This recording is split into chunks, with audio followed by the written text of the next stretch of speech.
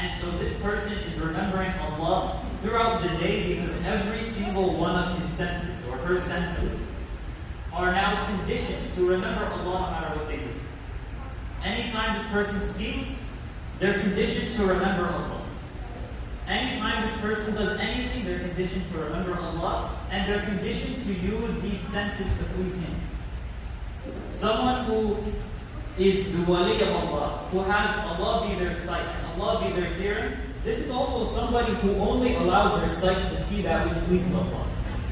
And they only allow their hearing to hear that which pleases Allah. And so everything about this person pleases Allah.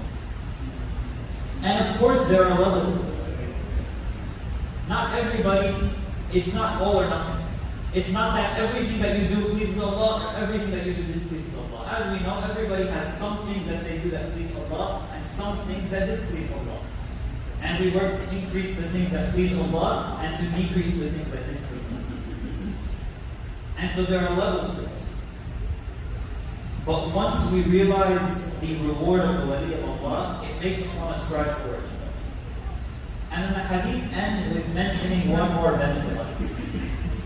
The hadith ends with saying, وَلَئِنْ سَأَلَنِي لَأُعْطِيَنِّ. And if he were to ask me, or she were to ask me for anything, if they were to ask me for anything at all, then definitely, surely, without any doubt, I will grant it to them. And the word لَأُعْطِيَنَّ has a very specific connotation. The way that it's written, the way that it's worded, the way that the Prophet ﷺ tells us Allah is saying.